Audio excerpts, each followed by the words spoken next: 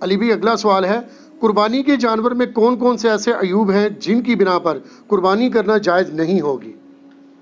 देखिए, सबसे बड़ा ऐब तो यह है कि वो धोंदा नहीं है, तो वो कुर्बानी नहीं होगी। जो मुस्लिम शरीफ में हदीस है कि सिर्फ मुसिन्ना की कुर्बानी होगी, धोंदे की, और अगर तुम धोंदा ना पाओ तो जज़ा 1 साल का किफ़ायत करेगा। और जज़ा के बारे में इमाम तिरमिज़ी ने साथ लिख दिया इस हदीस के कॉन्टेक्स्ट में, क्योंकि तिरमिज़ी में भी हदीस है, मुस्लिम में भी मौजूद है, तिरमिज़ी में भी, कि जज़ा से मुराद भेड़ और दुम्बा या मेंढा आता है, बकरी इसमें फॉल नहीं करती, ना गाय और ऊंट। तो दोंदे की कुर्बानी होगी, ये तो होगी एक बेसिक शर्त।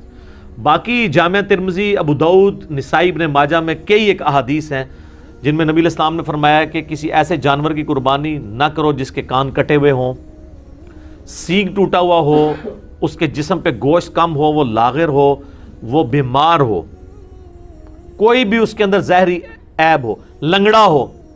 ये सारे अल्फाज अबू दाऊद, तिरमिज़ी, इब्न माजा, निसाई में मौजूद हैं। लंगड़ा, सींग टूटा, लागर, काना, आंख निकली हुई, यानी जो एक जानवर को देख के आप कह सकते हैं नहीं ये ऐब है उसके अंदर, कान कटा हुआ है।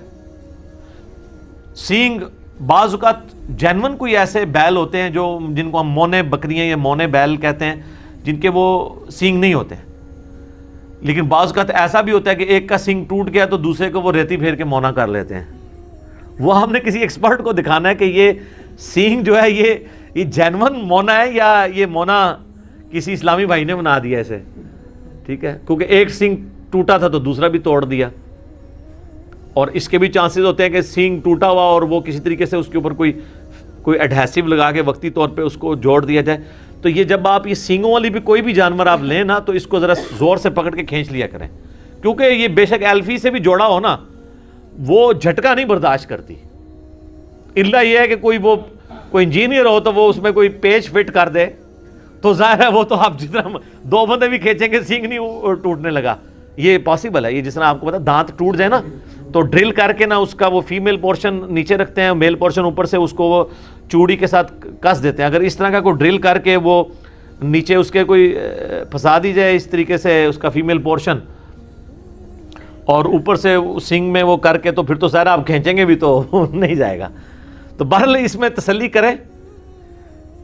इस लेवल पे तो खैर बहुत कोई समझदार हुआ तो वो जाएगा, अदरवाइज ज़्यादातर तो वो जिस तरीके से जोड़ते हैं, तो मोना बकरा हो या सींग वाला हो, दोनों को चेक ज़रूर कर लिया करें कि ये ऐब जो है ना उसके अंदर मौजूद ना हो। तो इस तरह के अयूब जब होंगे, कान कटा हुआ होगा, काना होगा, या उसकी टांग टूटी हुई होगी, या लागर होगा, बीमार होगा, फिर उसकी कुर्बानी नहीं लगेगी, क्योंकि लन तनालुल बिर्रा हत्ता तुनफिकू मिम्मा तुहिब्बून। तुम नेकी के कभी भी आला दर्जे को नहीं पा सकते जब तक कि अपनी पसंदीदा चीज़ें अल्लाह की राह में कुर्बान ना कर दो। पारा नंबर 4 का आगाज़ इसी से हो रहा है, सूरत निसा की आयत है। तो ये जनाब वो अयूब है।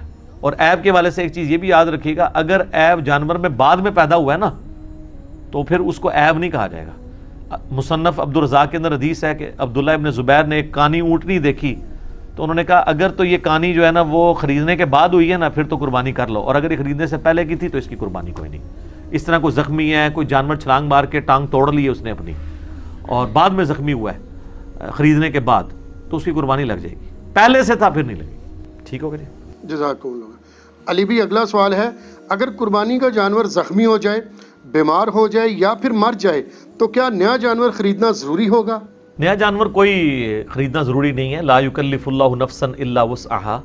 आपने ज़ाहिर जमा पूंजी के साथ ये सब कुछ किया, अब वो एक कुदरती आफत अल्लाह की तरफ से आ गई है, तो अब अल्लाह ताला आपको मजबूर नहीं करता कि जी आपने ज़रूर नया जानवर ख़रीदना है।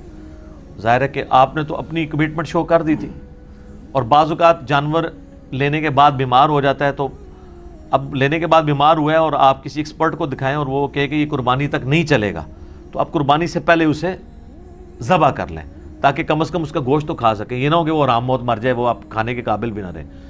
तो कुर्बानी आपकी अल्लाह के हुजूर लिखी गई सर। वो तो सूरतुल हज में है कि अल्लाह ताला को ना तो गोश्त पहुँचता है ना खून, वो तो तुम्हारे दिलों के तकवे को देखता है। सही मुस्लिम में हदीस है, अल्लाह ताला तुम्हारी शक्लों और माल को नहीं देखता, दिल और अमाल को देखता है। लिहाजा अगर इस तरह का मसला हो गया तो टेंशन लेने वाली ज़रूरत नहीं है।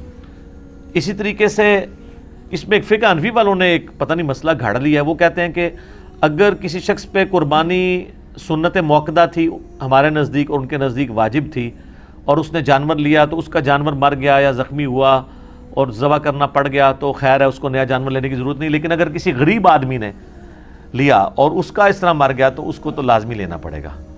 ये बिल्कुल उलट बात है ना, यानी जो बिल्कुल वो उस बेचारे ने तो पहले इतनी मुसीबत से लिया है, वो कहते हैं इसलिए कि उसने जानबूझ के अपने ऊपर वाजिब करवा लिया है, क्योंकि उन्होंने एक बुनियादी गलत खड़ी कर ली थी। तो वो कहते हैं कि उसकी वो उस मन्नत की कैटेगरी में फॉल कर जाएगा, जैसे मन्नत पूरी करनी ही करनी होती है। तो मन्नत अगर आपने पूरी करानी है तो मन्नत तोड़वा लें उससे और 3 रोज़े गरीब से रखवा लें, क्योंकि बुखारी मुस्लिम में आता है कसम तोड़ने का जो कफ़ारा है वही मन्नत का कफ़ारा है। तो वो बल्कि कुरान में सूरह अल-माइदा की आयत नंबर 89 के अंदर ये कफ़ारा आया है। 3 रोज़े रख ले, बजाय कि बेचारा फिर पैसे जोड़ना शुरू करे। तो ये बिल्कुल बातिल मसला है। आपकी कुर्बानी हो गई, ठीक हो गई। जज़ाकुमुल्लाह।